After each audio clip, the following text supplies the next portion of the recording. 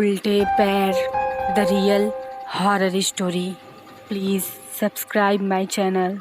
चलिए story start करते हैं। दोस्तों, ये कहानी शंकर की है।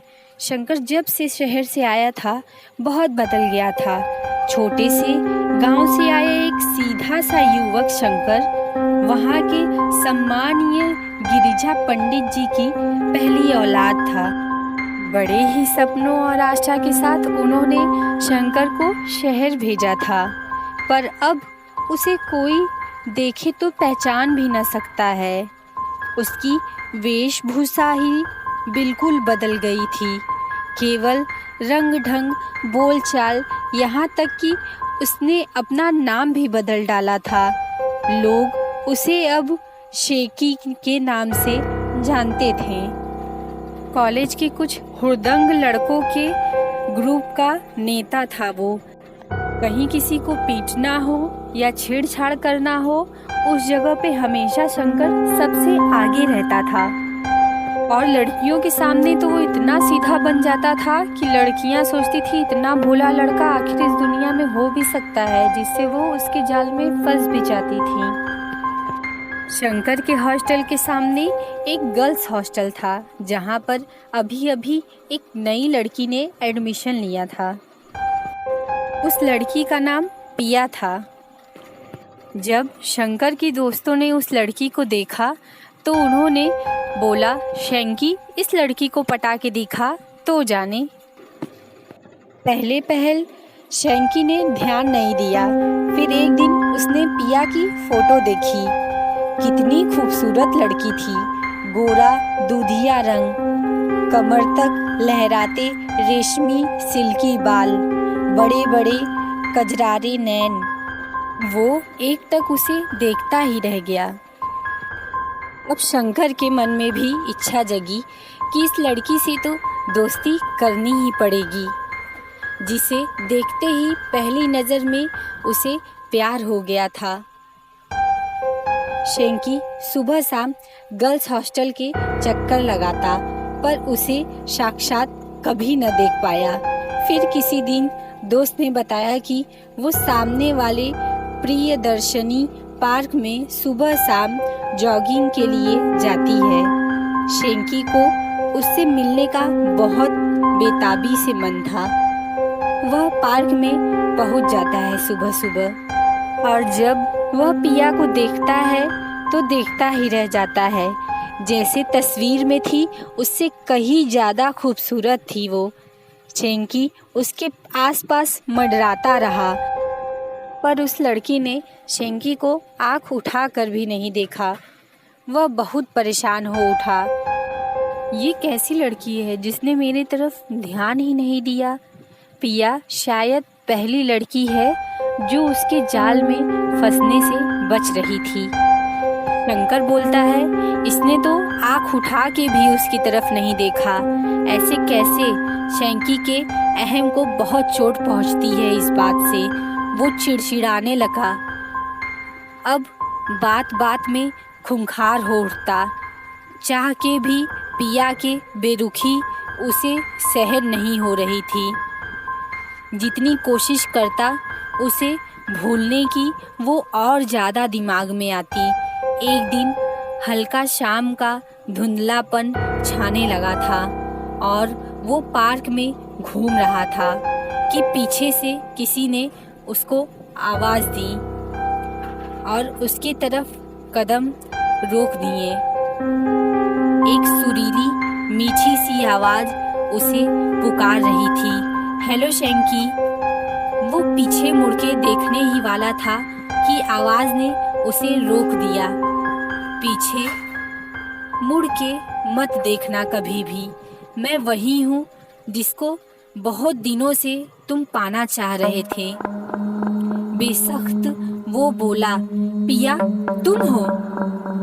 वो सुरीली आवाज़ में हंसी, क्या बात है, दाद देनी पड़ेगी तुम्हारी, लेकिन ध्यान रखना कभी मुझे पीछे मुड़ के ना देखना।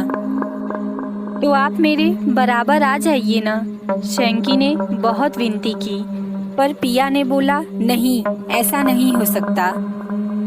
क्या मैं इसका कारण जान सकता हूँ? वो दबे स्वर में बोलता है। पिया बोलती है, इतना बोलने वाले मुझे पसंद नहीं।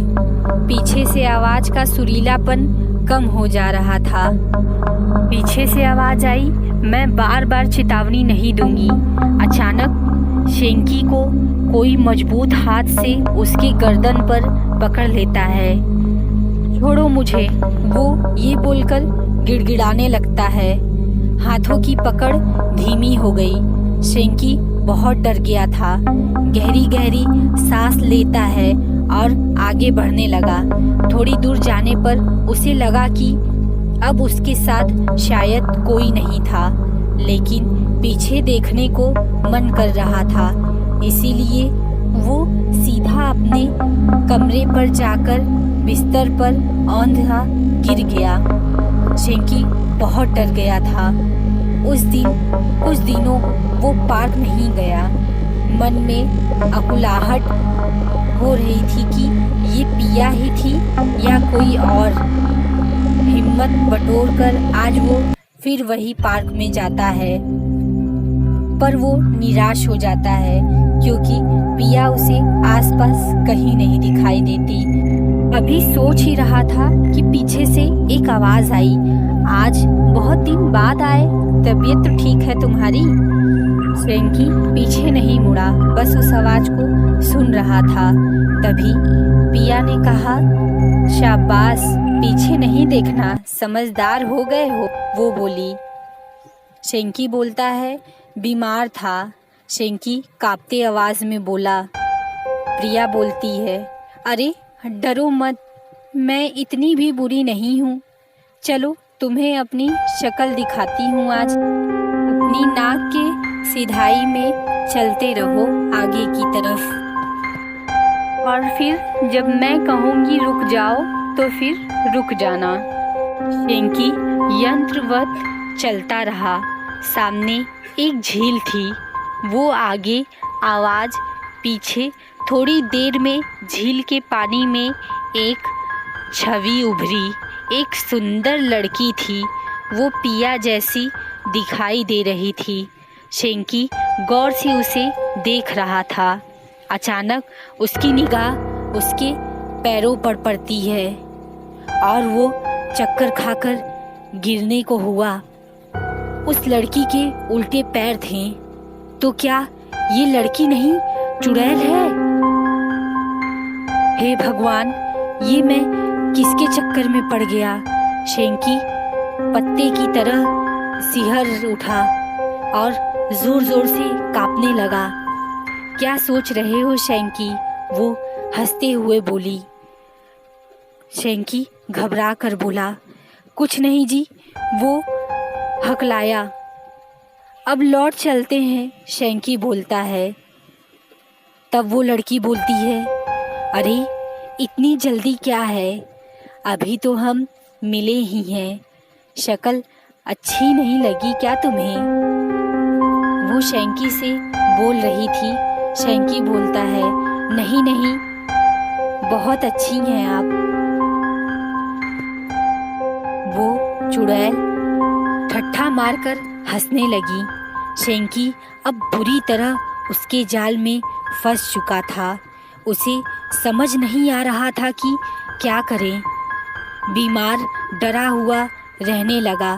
हर वक्त उसके दोस्त परेशान ही रहते थे कि आखिर शेंकी को आजकल क्या हो गया है।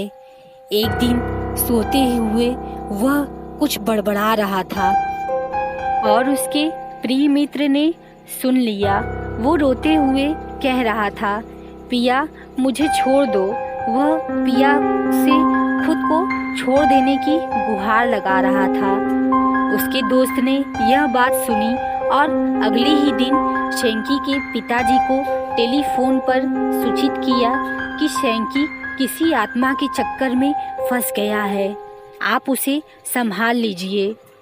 अगले हफ्ते अपने पिता को अचानक आया देखकर शेंकी को बहुत आश्चर्य हुआ। वो उनसे लिपट के फूट फूट कर रोने लगा। उसने कहा, पिताजी मुझे बचा लें। आइंदा कोई गलत काम न करूँगा। उसके पिता ने सारी बात सुनी, अपने मित्रों से इस बारे में परामर्श की और फिर शेंकी को सारी योजना समझाई। योजना अनुसार शेंकी सुबह जल्दी ही पार्क पहुंच गया।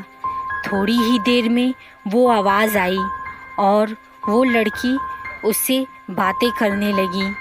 आज फिर उसे शेंकी को सीधा अपने रास्ते पर चलने को कहा। शेंकी चुपचाप चलता रहा। वो दोनों एक वीरान खंडहर तक पहुँचे। हवा की सनसनाहट, सूखे पत्तों की चिड़चिड़ाहट उस जगह को डरावनी बना रही थी। कुछ चमगादड़ उड़कर शेंकी के कान के पास इतनी तीर की तरह आवाज़ निकाले वो डर गया। वो लड़की उसे उस वीराने में लाकर पटकने वाली थी कि शेंकी फुर्ती से पीछे मुड़ा और असावधानी में वो लड़की उसे कुछ न कर पाई। मामला समझ आते ही वो गुर्राई, तुम पीछे कैसे मुड़े? मैंने तुम्हें पीछे मुड़ने से मना किया था ना, मैं तुम्हारा खून पी जाऊंगी।